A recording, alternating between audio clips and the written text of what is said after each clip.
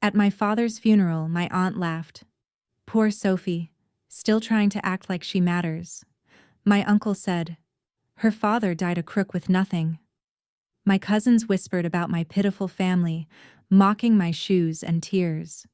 Even my mother stayed quiet. Then 3 black SUVs pulled up. Men in suits stepped out, bowed, and said, Miss Sophie, the Dawn is waiting. Did you see her shoes? Goodwill special.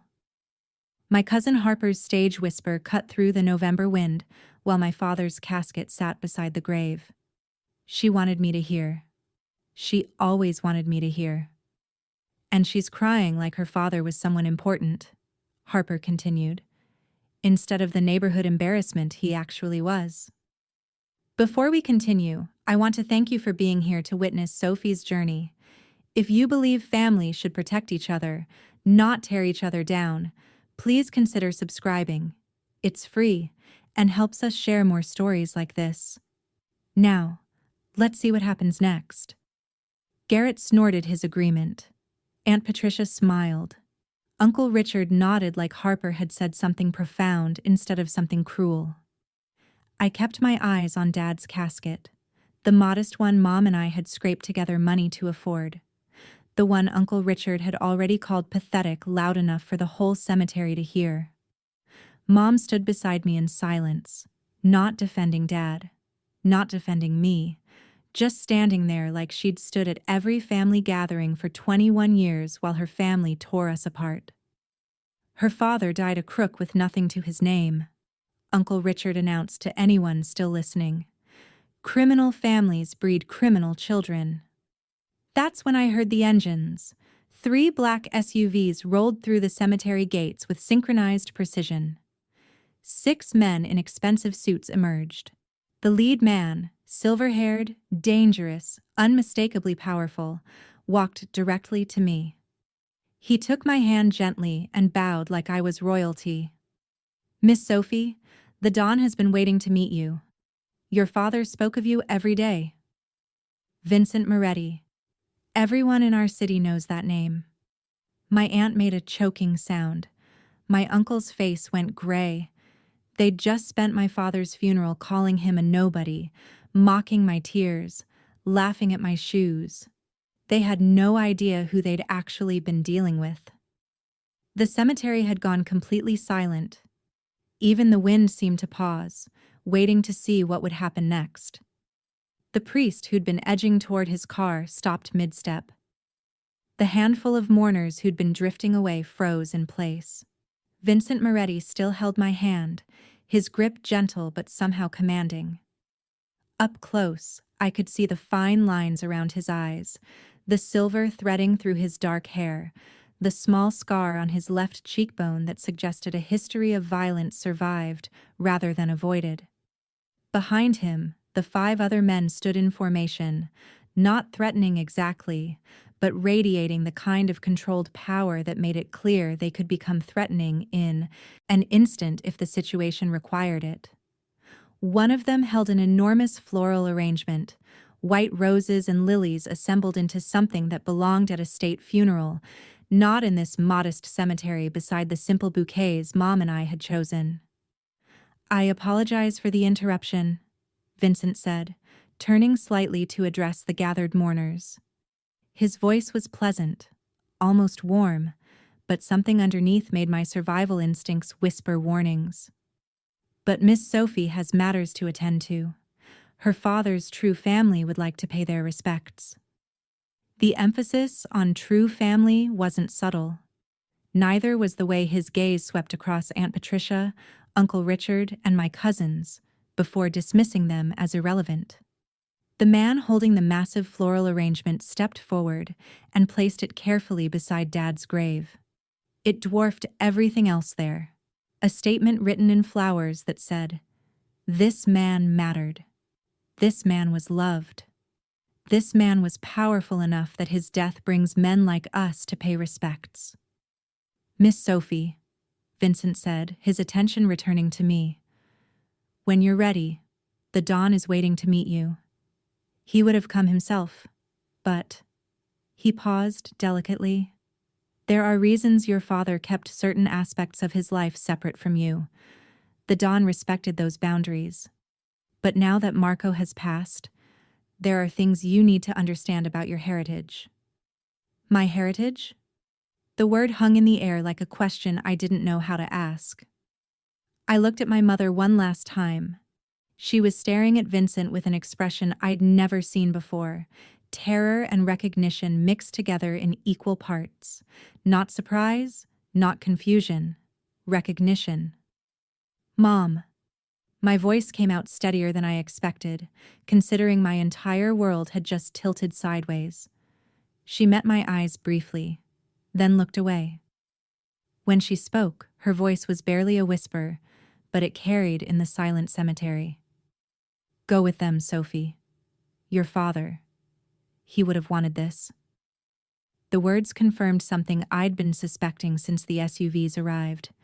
Mom had known something all along, maybe not everything, but enough to recognize that men in expensive suits bowing to her daughter at a funeral weren't here by accident. She'd known Dad had secrets, connections, a life beyond the modest insurance salesman routine he'd maintained for 21 years. And she'd still stood silent while her family spent his funeral calling him a crook with nothing. Still said nothing while they mocked my tears and my shoes. Still chose their approval over our dignity, even knowing there was more to the story than they understood. The betrayal of that silence hurt worse than anything Patricia or Richard had said. I turned back to Vincent. I'll come with you. His expression warmed slightly. Approval, maybe respect. He extended his arm toward the lead SUV, a gesture that was somehow both courtly and commanding. As I took his arm, Aunt Patricia's voice rose behind us, shrill with panic. Caroline, what is happening? Who are these people? What was Marco actually involved in? I didn't look back. Couldn't look back. If I looked at Mom's face right now, I might say something I couldn't take back. Or worse, I might cry. And I refused to give my mother's family the satisfaction of seeing me break. Vincent guided me toward the SUV with careful courtesy, like I was something precious that needed protecting. One of his men opened the back door.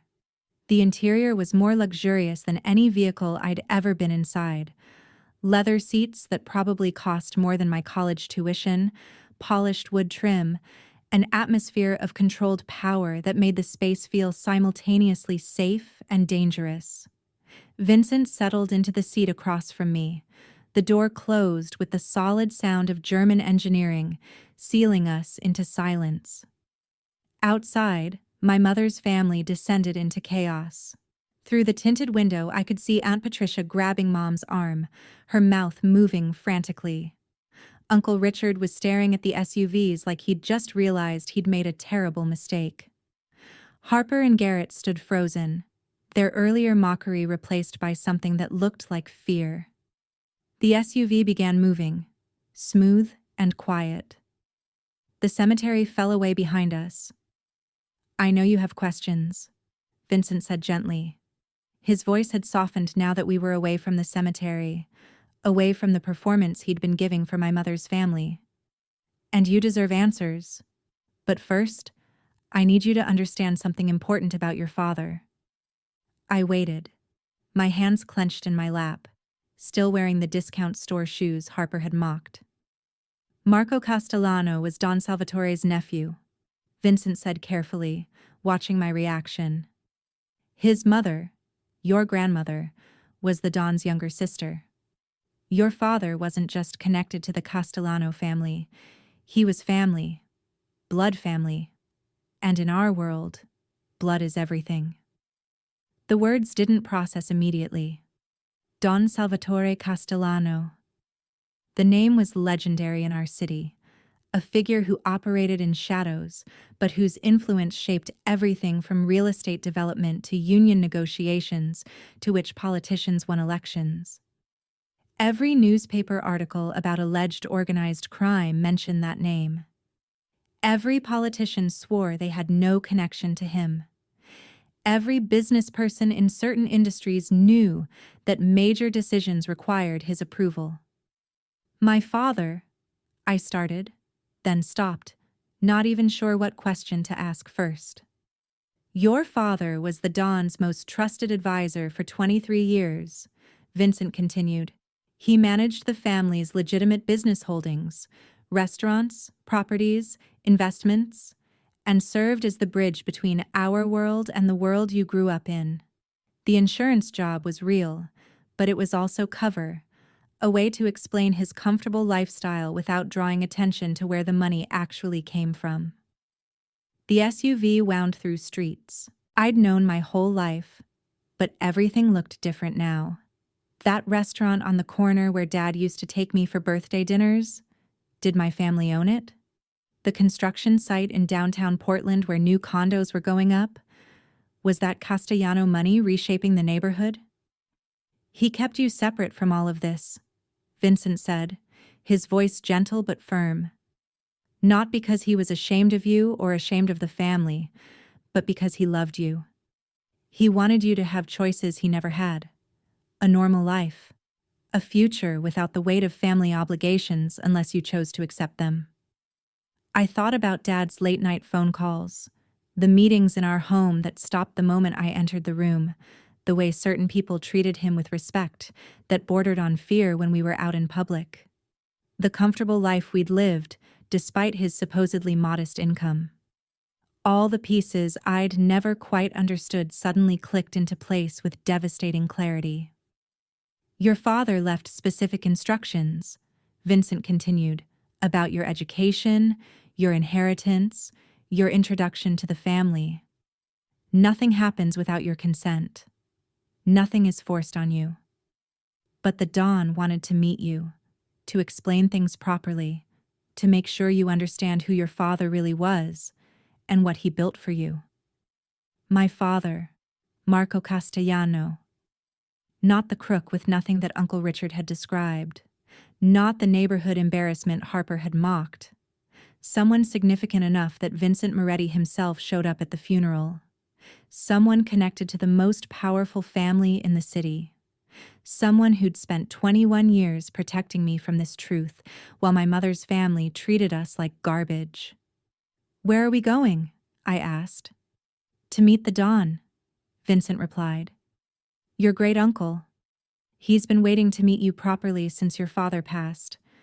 He would have come to the funeral himself, but... Vincent paused delicately. Your father wanted your introduction to the family to happen privately, with dignity, not as a spectacle at a cemetery. The SUV turned into a neighborhood I recognized, the historic district in northwest Portland. Old money, the kind of homes that had belonged to the same families for generations. We pulled up to massive iron gates that opened automatically, revealing an estate that looked like something from a movie about East Coast dynasties. Vincent's expression had shifted again. No longer the dangerous enforcer from the cemetery, but something closer to a patient teacher preparing a student for an important lesson. Before we go inside, he said, his hand resting lightly on my arm, I need you to understand one thing. What happens next is your choice.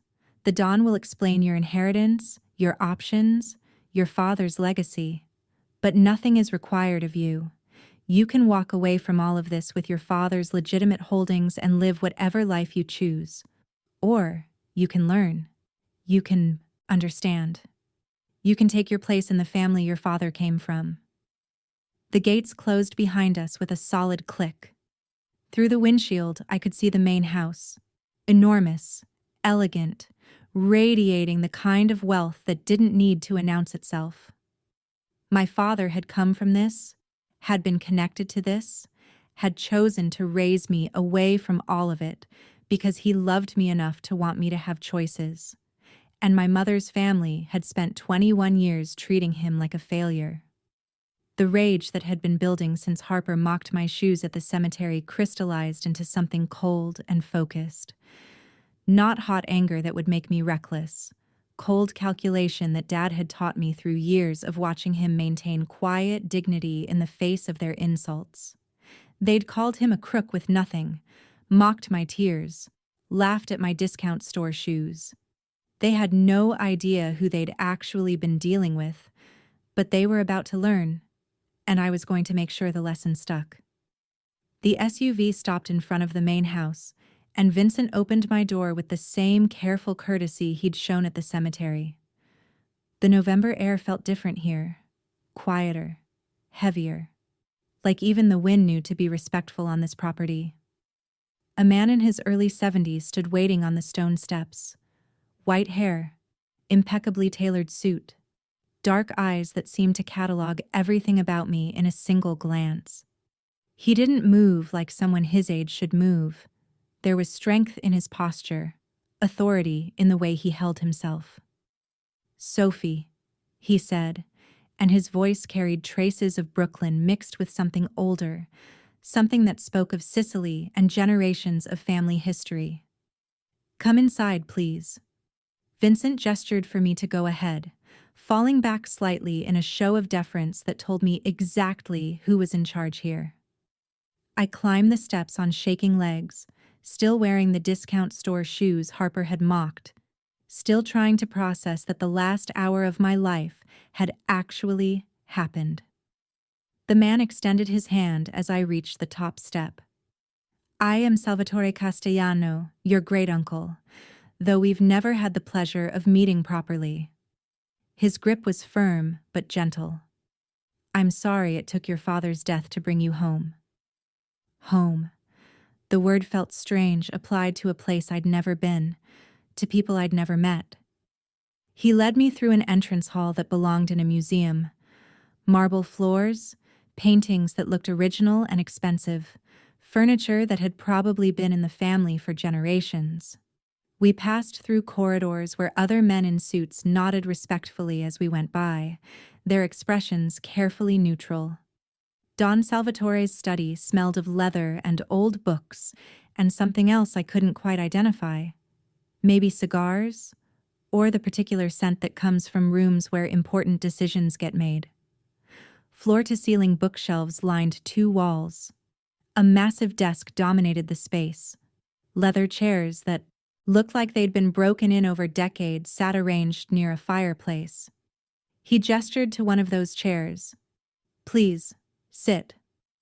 I sank into leather that was somehow both firm and comfortable, my hands gripping the armrests to keep them from shaking.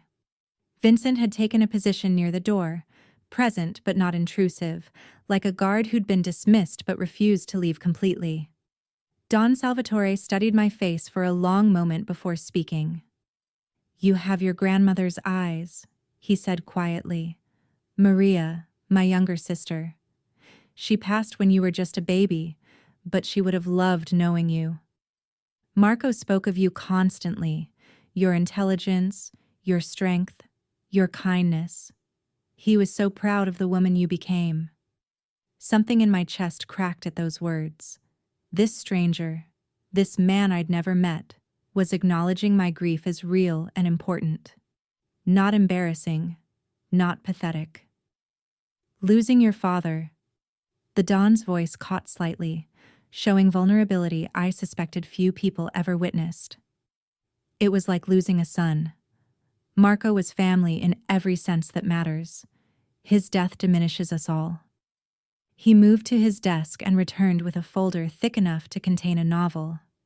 When he placed it on the small table between us, I could see my name written on the tab in careful handwriting. "Your father was a meticulous man," Don Salvatore said, settling into the chair across from me. "He prepared for every possibility, including his death. These documents represent your inheritance." My hands shook as I opened the folder. The first page was a property deed. Pacific Crest Restaurant Group, a name I vaguely recognized from signs around the city. 12 locations listed, with addresses I knew. Underneath, financial statements showing revenue in the millions. I flipped to the next document. Castellano Properties, 37 residential and commercial buildings throughout the metro area. Each one listed with current market valuations that made my eyes blur. stock certificates, investment portfolios, bank statements with balances that had so many zeros I had to count them twice to believe what I was seeing. Your father, Don Salvatore said quietly, was worth approximately $40 million when he passed. Every legitimate penny of it now belongs to you.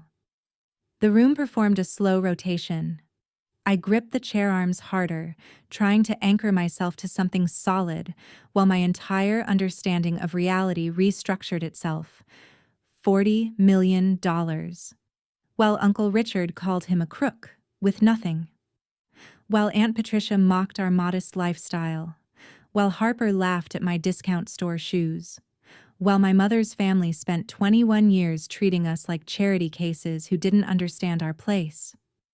My father had been worth $40 million as, how?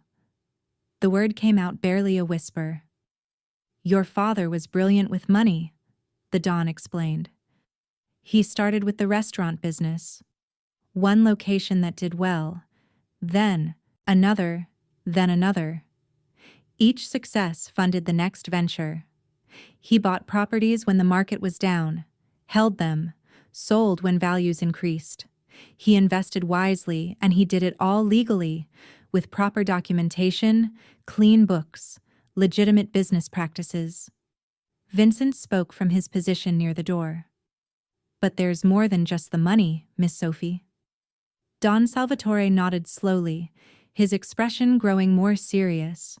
He reached for another folder, thinner than the first, but somehow heavier. Your father also held certain responsibilities within our family organization, the Don said carefully. He mediated disputes between business people who couldn't use traditional courts. He provided protection services for legitimate businesses facing illegal threats. He ensured that certain operations, some legal, some less so, ran efficiently without unnecessary violence. He opened the second folder, revealing what looked like case files, names, dates, situations, resolutions. I saw mentions of restaurant owners being extorted, construction companies facing sabotage, shop owners being threatened by gangs. Marco solved problems, Vincent added, the kind of problems police can't or won't handle, the kind that require understanding both legitimate business and the less legitimate world that operates alongside it. These responsibilities don't automatically transfer to you, Don Salvatore said firmly. You inherit the money regardless. You can walk away from all of this right now, live whatever life you choose, and the family will respect that decision completely. Your father made absolutely certain you'd have that choice. I stared at the folders on the table, one representing legitimate wealth beyond anything I'd imagined, the other representing a world I'd only heard about in news reports and movies. But if you want to understand, the Don continued, if you want to learn what your father built and how he built it, that education is available to you. Everything Marco created can continue through you, if that's what you choose. He stood slowly and moved to a bookshelf, pulling out a leather-bound photo album I hadn't noticed. When he opened it, I saw pictures from decades ago. Family gatherings, celebrations, moments from a life Dad had kept completely hidden from me. There was Dad, younger, laughing at some joke I'd never hear. Dad standing beside a woman who must have been my grandmother, the resemblance unmistakable. Dad at weddings, baptisms, funerals, all the family events that had happened in a world I never knew existed. Your grandmother, Maria, was my baby sister, Don Salvatore said, his finger tracing her face in one of the photos. When she married your grandfather, may he rest in peace, our father was furious. Your grandfather wasn't Italian, wasn't from our world, wasn't what our father wanted for his daughter. He turned to another page showing my grandmother holding a baby. That must have been my father. But Maria loved him, and eventually our father accepted it. Marco grew up understanding both worlds, the legitimate one his father came from, and the family business his mother's side represented. He became the bridge between them, the one who could move in both spaces without drawing attention. I studied the photos, seeing my father's face in contexts I'd never witnessed. He looked confident here, powerful, like someone who commanded respect naturally. He kept you separated not out of shame, the Don said gently, but out of love. He wanted you to have the choices he never had. A normal childhood, a future without the weight of family obligations, unless you chose to accept them. He closed the album carefully and returned to his chair, his dark eyes studying my face with uncomfortable intensity. So, I'm asking you now, Sophie. What do you want? You can take the money and walk away. No one will judge you. No one will think less of you. Or you can stay. You can learn. You can understand the world your father came from and the legacy he built for you.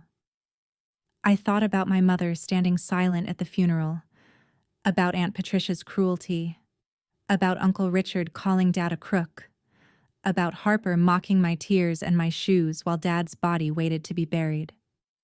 21 years of being treated like garbage by people who had no idea who we really were. I want to learn, I said, my voice steadier than I expected. I want to understand what my father built. The Don's expression didn't change, but something in his eyes softened. Approval, maybe, or satisfaction. And I want certain people to understand exactly who they've been disrespecting, I added quietly. Don Salvatore and Vincent exchanged a look that said this was exactly the answer they'd hoped for. Then your education begins tomorrow, the Don said. Vincent will be your guide, your teacher, your protection as you learn to navigate your inheritance. But tonight, you rest, process what you've learned, say goodbye to the girl you were, and prepare for the woman you're becoming. Vincent stepped forward. I'll take you home, Miss Sophie, unless you'd prefer to stay here tonight.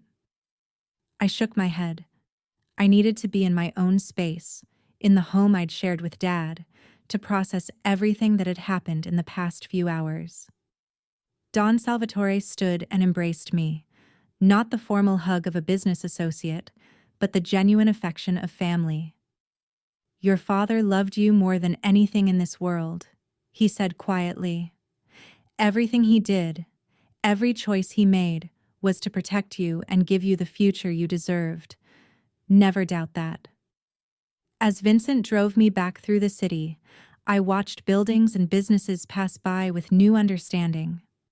That restaurant where Dad used to take me for birthday dinners, was it one of the 12 Pacific Crest locations? Those apartments under renovation downtown, were they Castellano properties? My entire life had been surrounded by my father's empire, and I'd never known it existed. The discount store shoes that Harper mocked suddenly felt different on my feet. Not shameful, not embarrassing, just shoes, meaningless details that people without real power focused on because they had nothing else to judge. I was the daughter of Marco Castellano, the heir to a $40 million empire, the great niece of Don Salvatore Castellano, and my mother's family had no idea what their cruelty at the funeral had just cost them. Vincent arrived at my door the next morning at 7 sharp, carrying 2 cups of coffee and a leather portfolio that looked like it cost more than my monthly rent used to be. Used to be. Past tense. Because apparently I owned properties now, investments, businesses that generated millions. The surrealism of it hadn't worn off overnight. Ready for your first day of school? He asked with a slight smile, handing me one of the coffees. It was exactly how I liked it. Cream, no sugar. Which meant either he'd asked someone or he was the kind of person who paid attention to details most people missed. I suspected the latter. We started at Pacific Crest Restaurant Group headquarters, a modest office building in a neighborhood in southeast Portland that had been slowly gentrifying over the past decade. Nothing flashy, nothing that screamed organized crime or illegal enterprise, Just a professional office with the company name on a tasteful bronze plaque beside the entrance. The woman who met us in the lobby was in her early 40s, dark hair pulled back in a neat bun, wearing a business suit that was professional without being ostentatious. Her handshake was firm, her smile genuine. "Miss Castellano," she said, and hearing my last name spoken with respect instead of contempt felt strange. "I'm Isabella Romano. I've been managing operations for your father for 11 years. She led us to a conference room where financial reports were already laid out, organized by location and quarter. As she walked me through the numbers, I realized these weren't just restaurants. They were carefully orchestrated operations that provided jobs and stability to hundreds of families. "Your father visited every location monthly," Isabella explained, pulling up employee rosters on her laptop. "He knew every manager's name, most of the servers, even the kitchen staff. People didn't work for your father because they were afraid of him. They worked for him because he treated them fairly and paid them well." She showed me profit and loss statements, payroll records, supplier contracts. Everything was meticulously documented, professionally managed, completely legitimate. The pride in her voice when she talked about Dad was unmistakable. This wasn't fear or obligation. This was genuine respect for a man who'd built something valuable. "He never missed a payroll," she said quietly.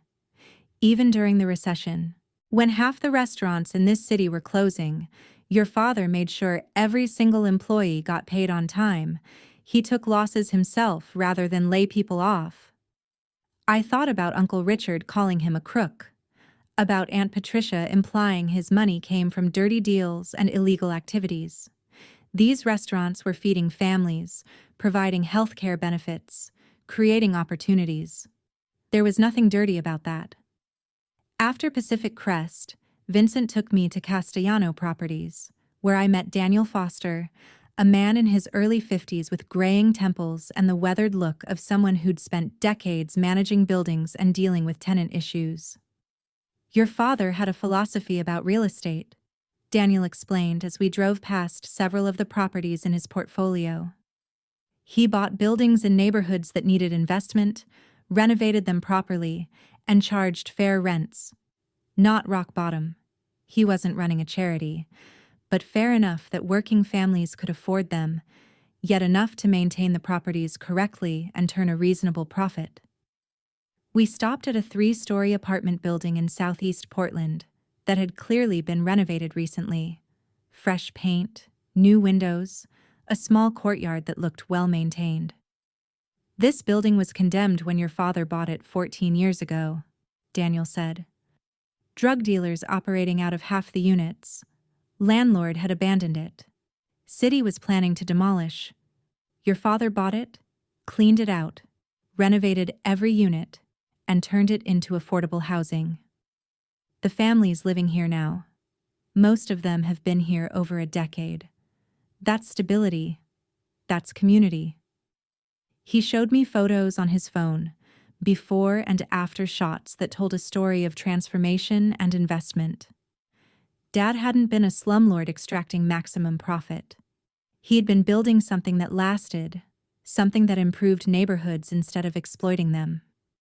"Marco was tough but fair," Daniel continued as we walked the property. "Tenants who paid rent on time and followed basic rules. He'd work with them if they hit hard times, give them payment plans, help them out. Tenants who destroyed property or caused problems for neighbors, he didn't tolerate that. But he always gave people chances to do the right thing before consequences happened." Every person I met that first week treated Dad's memory with genuine affection, not the fake sympathy people offer at funerals, but real respect born from years of working with someone who valued competence and treated people with dignity. The contrast to my mother's family couldn't have been sharper. On the 4th day, Vincent took me to meet Elena Ricci in a small office above one of the Pacific Crest restaurants. She was sharp-eyed and direct, with the kind of presence that suggested she didn't waste time on pleasantries. Your father handled what we call community relations, she explained, gesturing to file cabinets that lined one wall of her office. Problems that traditional channels can't or won't solve, disputes that need mediation, situations that require creative solutions. She pulled out a file at random and opened it on the desk between us. Inside were detailed notes about a restaurant owner being extorted by gang members who decided his business should pay protection money. Police couldn't help, Elena said. Victim was too scared to testify. Gang had political connections that made official intervention complicated. Your father stepped in, had conversations with the gang's leadership, explained that this particular business was under Castellano protection, and suggested they focus their activities elsewhere. Problem solved without violence. She showed me case after case. A construction company facing sabotage from competitors who didn't like honest bidding. A shop owner being pressured by loan sharks charging illegal interest. A family business being targeted by developers who wanted the property and didn't care about legal methods of acquisition. In each case, Dad had intervened. Sometimes with negotiations, sometimes with pressure applied to the right people, sometimes with solutions that existed in gray areas between legal and illegal. Your father prevented violence, Elena said firmly. The neighborhood mourned him because he kept people safe in ways the system couldn't or wouldn't. He wasn't a saint. This work requires getting your hands dirty sometimes, but he had principles. Protect the innocent, stop the bullies, make sure ordinary people could live and work without being victimized. It was a far cry from the criminal empire Aunt Patricia always implied. Yes, Dad operated outside normal channels. Yes, some of his methods weren't strictly legal, but he was protecting people who had nowhere else to turn. On the 6th day, Vincent brought me to Bennett Auto Repair in a neighborhood in northeast Portland I recognized from childhood. The shop was small but clean, with a hand-painted sign and a parking lot that should have been full of customers but held only 3 cars. Marcus Bennett came out wiping his hands on a rag, his face showing exhaustion that went deeper than physical tiredness. He was maybe 53, with the build of someone who'd done manual labor his whole life, and the defeated posture of someone watching his dreams collapse. "Miss Castellano," he said, shaking my hand with a grip that was firm despite his obvious stress. "I appreciate you taking the time. Your father helped me once before, about 9 years back when I was just starting out. I was hoping you might have inherited his sense of fairness." We sat in his small office while he explained the situation. A larger auto chain had moved into the area and decided Marcus's independent shop was competition they didn't need. They'd started with predatory pricing, undercutting him until they bled money themselves. Then moved to intimidation, vandalism, threatening his employees, anonymous complaints to city inspectors about violations that didn't exist. "I've lost half my customers in 3 months," Marcus said, his voice breaking slightly. "I've got 5 employees who depend on me, families who need their paychecks. If this continues another month, I'll have to close. 19 years of building this business, gone." Vincent watched me carefully as Marcus talked. This was a test, I realized. My first real decision. My first chance to use the power I'd inherited. I asked questions. Who owned the competing chain? What specific tactics were they using? Had Marcus tried legal channels? The answers painted a clear picture of systematic intimidation designed to destroy competition. The hot rage I'd felt at Dad's funeral had cooled into something more focused, more strategic. This was exactly the kind of situation Dad had handled. Honest businessman being destroyed by bullies who had more resources and no ethics. "Give me 3 days," I told Marcus. "Don't make any decisions about closing. Just give me 3 days." Relief flooded his face. "Thank you. I don't know what you can do, but thank you for trying." As we left, Vincent's expression showed something close to approval. Your father would handle it exactly that way, he said. Listen first. Promise nothing specific, but give hope, then deliver results. How would he have handled it? I asked. By finding pressure points, Vincent replied. Everyone has vulnerabilities. The trick is finding them and applying pressure precisely where it matters most. Not displays, not threats. Just quiet, effective action that makes people realize continuing their current behavior will cost them more than they're willing to pay. I was beginning to understand what Dad had really done. Not violence, not crude intimidation. Strategic application of pressure backed by information and resources most people didn't possess. Power used with precision instead of brutality. That evening, I drove to the small house Mom and I had shared with Dad. She was in the living room, surrounded by boxes she'd been packing. His things scattered everywhere like artifacts of a life she was finally admitting she didn't understand. She looked up when I entered, her face showing guilt and something else. Fear, maybe. Or uncertainty about where we stood now. Sophie, she said, standing awkwardly. I wasn't sure you'd come back. I sat in Dad's chair, the worn recliner where he'd read newspapers and watched games, and pretended his life was as simple as his insurance job suggested. What did you know, Mom? I asked directly. About Dad's real life? His family? His business? She sat back down heavily, her hands twisting in her lap. The silence stretched for nearly a minute before she finally spoke. I knew he came from money, she admitted quietly. I knew he had connections. Important connections. But Marco kept details vague, and I learned not to ask questions. Why? Because asking questions meant acknowledging things I didn't want to acknowledge, she said, her voice breaking. Your father told me once, early in our marriage, that his family's business involved activities that existed in gray areas. He said the less I knew, the safer I'd be. And I chose not to know. Even when my family treated him like garbage for 21 years. She flinched. I thought defending him would make things worse. That if I pushed back, if I acknowledged what I knew, my family would cut us off completely. And then, where would we be?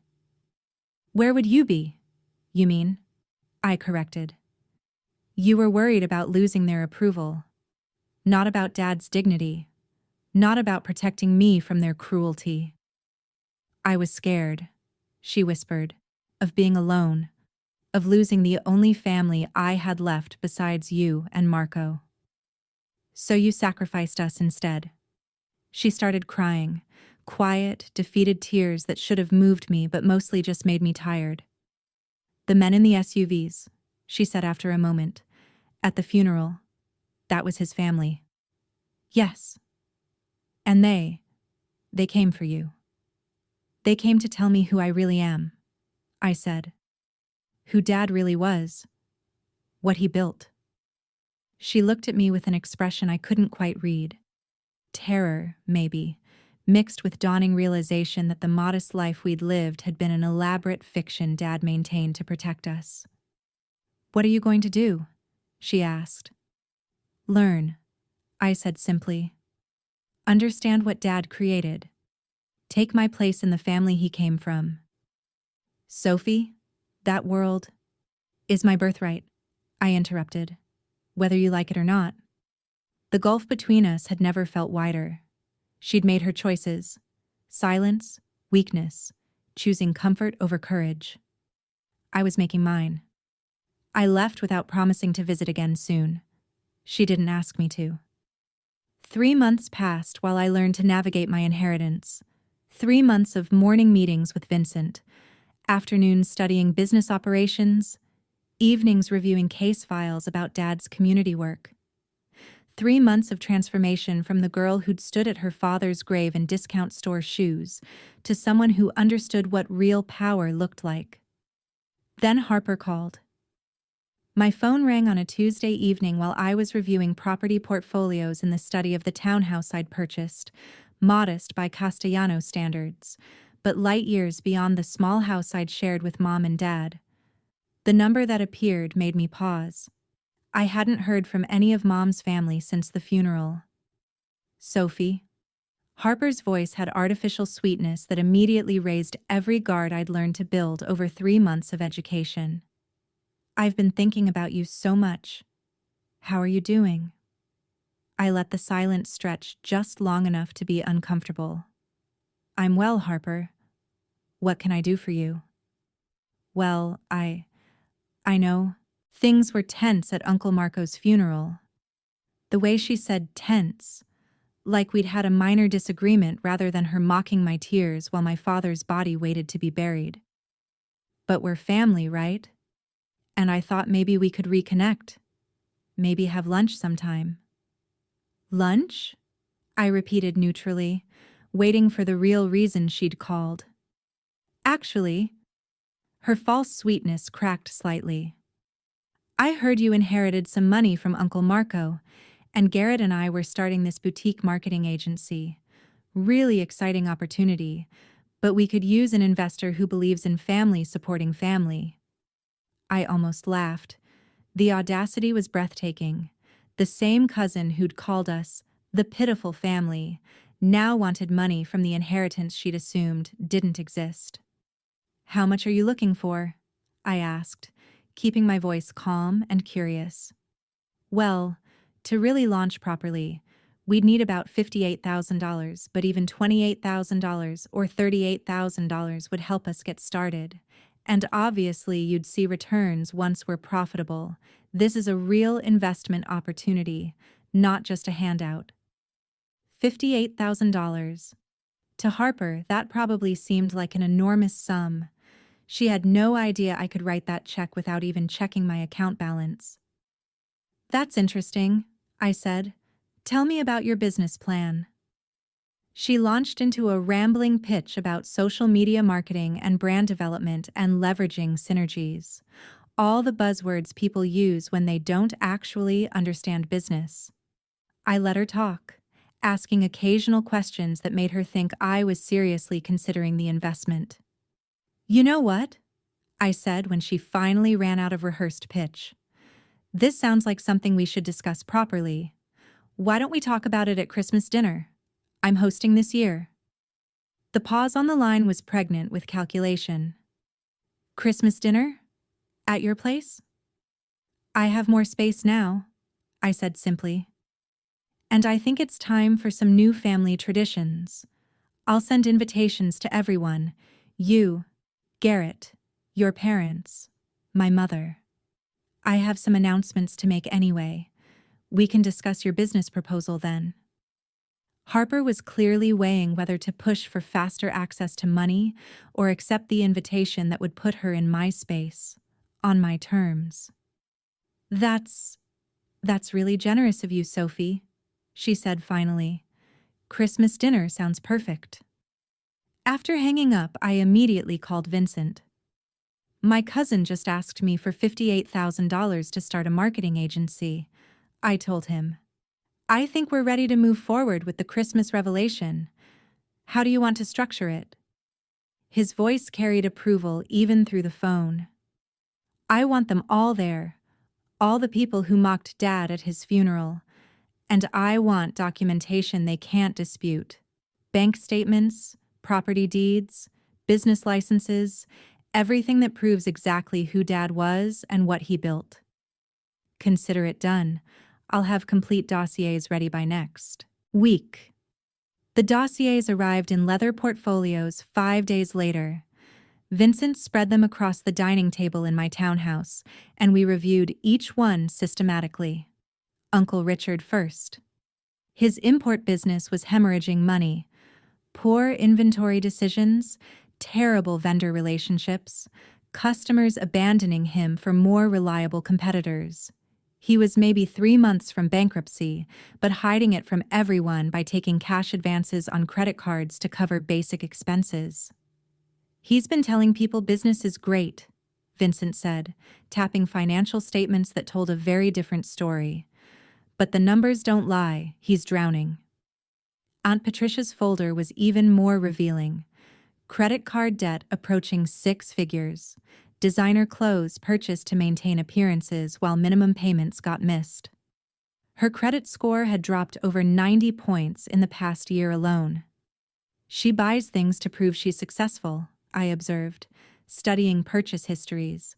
Handbags, jewelry, restaurant meals she can't afford. All performance. Harper and Garrett's files showed similar desperation masked as ambition. Both had lost jobs in the past year. Harper from a marketing firm after missing deadlines repeatedly, Garrett from a sales position after performance warnings he'd ignored. They were living off their parents while pretending to friends that they'd decided to pursue entrepreneurship. The marketing agency Harper had pitched was desperation in a business plan. No actual clients, no concrete strategy, just hope that calling themselves business owners would somehow generate income. "They've spent 21 years looking down on your family," Vincent said quietly, "while building lives that are one financial crisis away from complete collapse." The irony was almost poetic. They'd mocked Dad as a poor crook while he sat on $40 million in legitimate assets. They'd called us pitiful while drowning in debt they couldn't acknowledge. "I want to show them," I said. "Not destroy them. Just show them the truth they've been too arrogant to see." Vincent nodded. "Your father would approve of that approach." I spent the next week preparing. I purchased an estate in the historic district in northwest Portland, not the largest house available, but impressive enough to make a statement. The kind of place where old money lived quietly but visibly. The address alone would raise questions. The Christmas invitations went out on heavy cardstock with elegant script. Formal but warm, deliberately vague about what announcements I'd be making. Just enough to ensure curiosity and attendance. Vincent connected me with an event coordinator who understood exactly what kind of dinner I wanted. Comfortable, but clearly expensive. Catering from Pacific Crest's flagship location, the one Isabella told me had hosted 3 governors and countless city officials over the years. Wines from Dad's personal collection that Vincent had transferred to my new home's wine cellar. Table settings that whispered elegance rather than shouting ostentation. The goal, I explained to the coordinator, is to create an atmosphere where they realize something's changed, but they can't quite identify what until we're ready to reveal it. We prepared presentation folders for each family member, carefully selected documents about Dad's business holdings, property deeds, financial statements, articles about community programs he'd funded. Nothing classified or sensitive, just legitimate proof of who Marco Castellano had really been. Vincent suggested bringing Don Salvatore to the dinner. His presence would make the power dynamic unmistakable, he argued. I shook my head. This first revelation needs to be about Dad's legacy, about showing them who they disrespected, not about intimidating them with family connections. That comes later, if necessary. Your father would handle it exactly that way, Vincent said approvingly. The night before Christmas dinner, I met with Don Salvatore in his study. He poured 2 glasses of whiskey that probably cost more than my mother's monthly salary used to be, another detail from my old life that felt increasingly distant. "Tomorrow's a big day," he observed, settling into the leather chair across from me. "Tell me what you hope to accomplish." I considered the question honestly. Part of me wants to see them suffer the way they made Dad and me suffer for 21 years. He nodded slowly, no judgment in his expression. "That's natural. They hurt you. You want them to feel what that hurt was like, but I don't know if that's what Dad would want," I admitted. He spent his whole life being patient with them, dignified, taking their insults without striking back. Don Salvatore took a sip of his whiskey, studying me with those dark eyes that missed nothing. "Let me tell you a story about revenge," he said finally. When I was young, maybe 23, a man humiliated my father at a public event. Made him look weak in front of people whose respect mattered. I wanted to hurt him. Wanted him to pay in blood for disrespecting my family. He paused, the memory clearly still sharp decades later. My father sat me down and explained something I've never forgotten. He said, "Revenge should never be about destruction. It should be about balance, about teaching lessons that create understanding rather than just causing pain." "What did you do?" I asked. "I showed the man the truth about himself," Don Salvatore replied. Revealed his own weaknesses and failures in ways he couldn't ignore or deny. Made him understand exactly what he'd done and why it was wrong. That lesson lasted far longer than any physical punishment would have. He leaned forward slightly, his gaze intense. "You have the power now to destroy your mother's family financially. I could make a few calls, and by New Year's their credit would be ruined. Richard's business would be foreclosed. Patricia would lose everything. It would be easy." "But," I prompted. "But is that what your father would have wanted?" Don Salvatore asked. "Marco spent 21 years showing them quiet dignity in the face of cruelty. He taught you patience and strategy through his example. Would he want you to use his legacy to become the kind of person who destroys families?" I thought about Dad reading the newspaper in his worn recliner, about the way he'd handled Mom's family's insults with calm responses that never stooped to their level, about the businesses he'd built that helped people instead of exploiting them. "I want them to understand who they disrespected," I said slowly. "To acknowledge their mistakes, to see the truth about themselves and about Dad. But I don't want to become the cruel person they were." Don Salvatore smiled, genuine warmth that transformed his usually stern expression. "You're more like your father than you know," he said. "Marco would be very proud of the woman you're becoming." He raised his glass in a small toast. "Tomorrow you show them the truth. You give them the chance to recognize their mistakes and choose how to respond. That's justice, Sophie. Real justice, not revenge disguised as righteousness." I clinked my glass against his, feeling some of the anger that had been building for 3 months shift into something more focused, more controlled. Tomorrow, my mother's family would learn exactly who Marco Castellano had been. They'd see the empire they'd mocked, understand the legacy they'd dismissed, recognize the catastrophic error in judgment they'd made at his funeral. And then I'd give them a choice about what to do with that knowledge, just like Dad would have done. Christmas Eve arrived with clear skies and cold air that felt appropriate for what I had planned. I stood at the window of my new estate, watching the street, nerves and anticipation mixing in equal parts. This wasn't just dinner. This was the moment everything changed. Uncle Richard's sedan pulled through the iron gates at exactly 5:45, 15 minutes early. They'd probably spent the drive speculating about where I'd gotten money for a house in this neighborhood, rehearsing questions disguised as concern. I watched them emerge from the car. Aunt Patricia first, wearing what was probably supposed to be designer but looked like an expensive knockoff even from a distance. Her head swiveled, taking in the property, her expression cycling through confusion and calculation. Uncle Richard stepped out more slowly, his eyes already assessing, measuring, trying to determine what all of this cost. Harper and Garrett emerged from the back seat, exchanging looks I recognized. Resentment mixed with greed, the kind of expression people get when they realize someone they look down on might actually have something they want. Mom was last, trailing behind them all, her body language screaming discomfort. She knew things they didn't. She understood that tonight wouldn't be the family reconciliation they were probably expecting. I opened the door myself before they reached it. The event coordinator had suggested having staff answer, but I wanted this moment to feel personal. This wasn't about displaying wealth.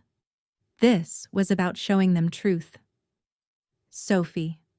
Aunt Patricia's voice was overly bright, artificial warmth that didn't reach her eyes. This house is… my goodness. How on earth did you afford this place? The question was an accusation disguised as curiosity. She wanted me to admit I'd gotten money from somewhere questionable. Something that would confirm their long-held beliefs about Dad's criminal connections. Dad left me well provided for, I said simply, stepping aside to let them enter. The foyer did the talking I didn't need to do.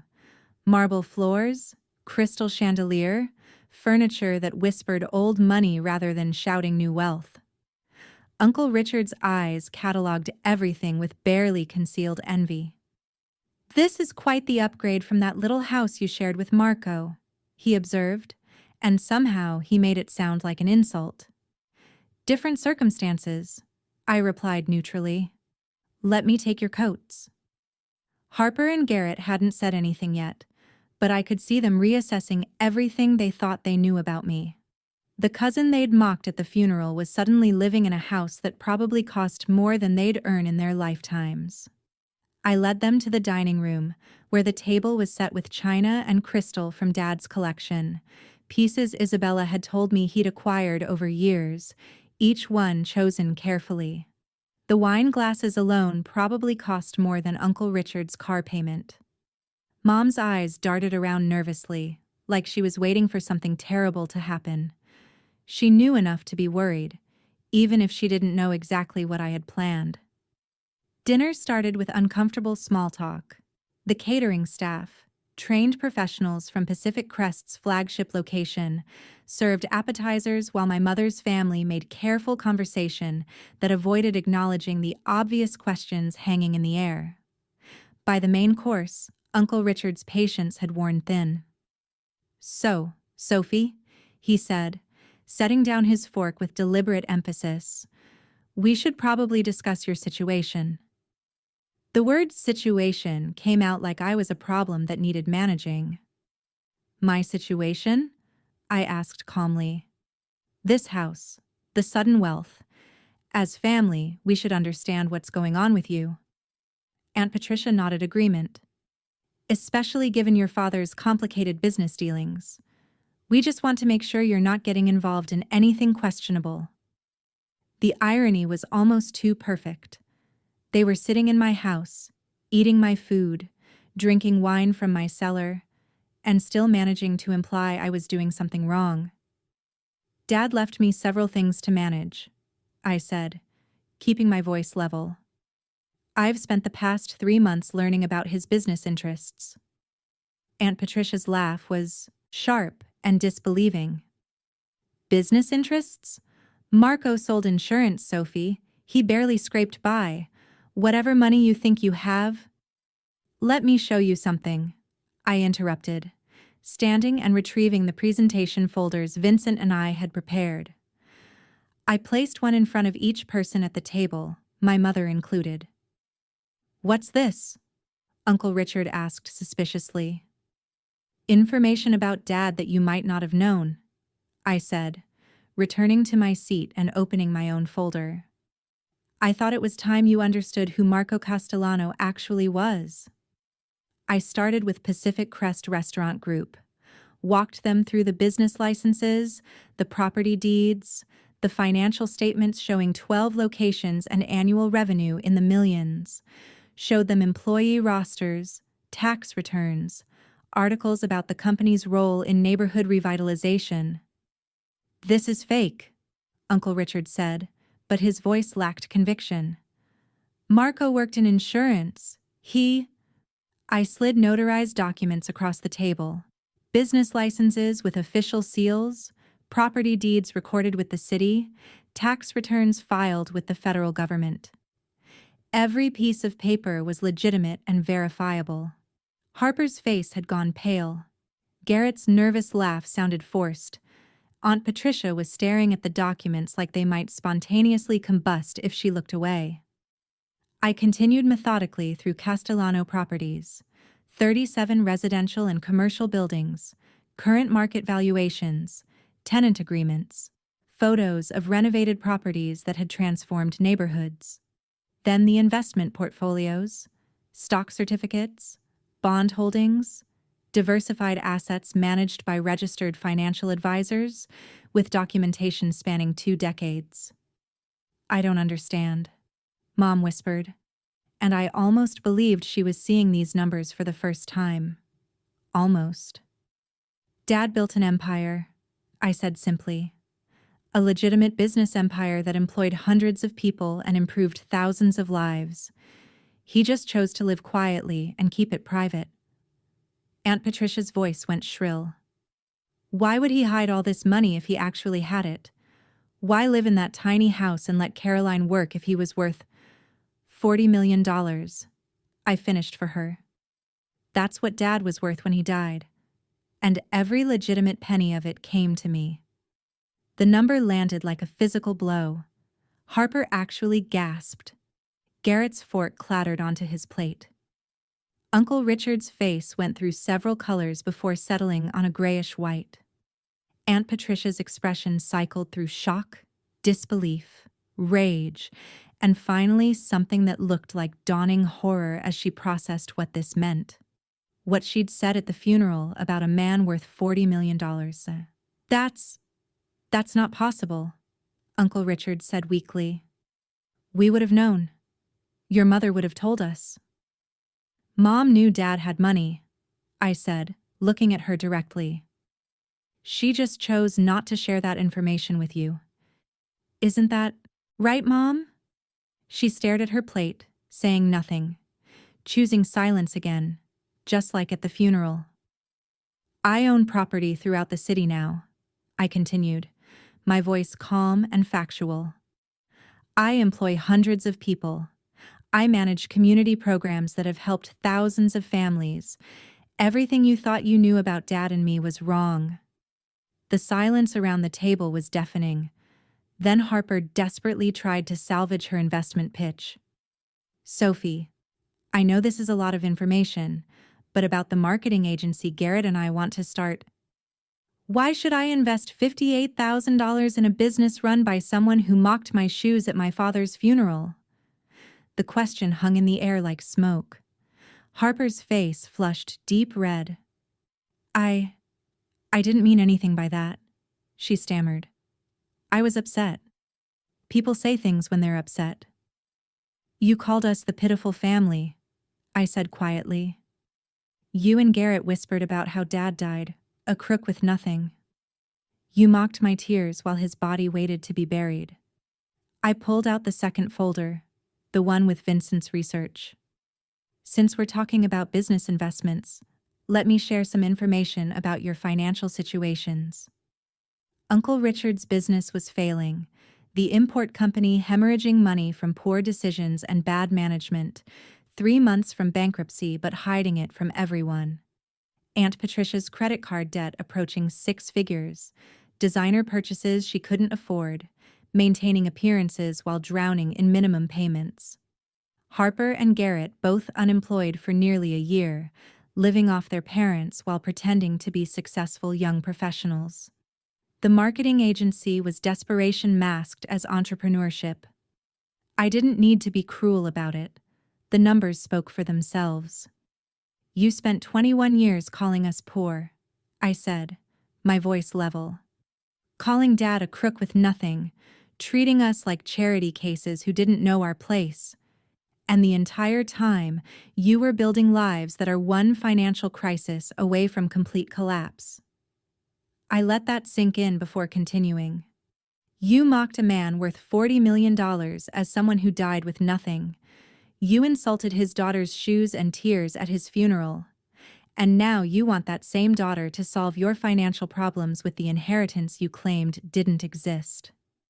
Aunt Patricia started crying, not tears of remorse, but tears of rage and humiliation, the kind of crying people do when they realize they've made a catastrophic error and have no way to fix it. "Where did you get our financial information?" Uncle Richard demanded, his voice shaking with anger and fear. "That's private. You had no right." "Successful people have resources," I said simply. Dad taught me that, among other things. Uncle Richard pushed back from the table, his face purple with fury. This is outrageous.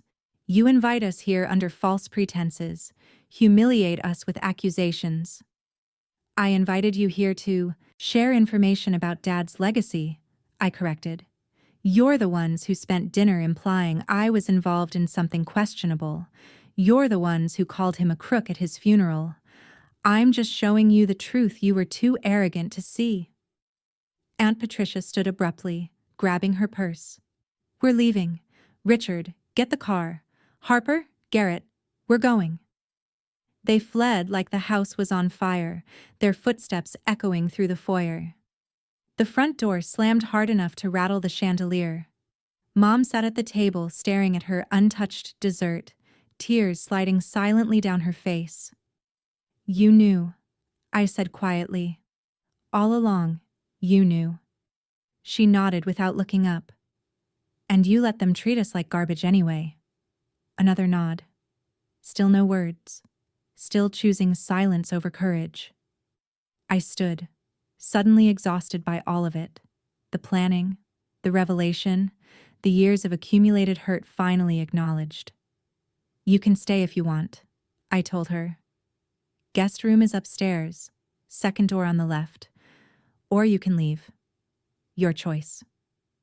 I walked away, leaving her alone in the dining room with the ruins of Christmas dinner and the weight of 21 years of cowardice.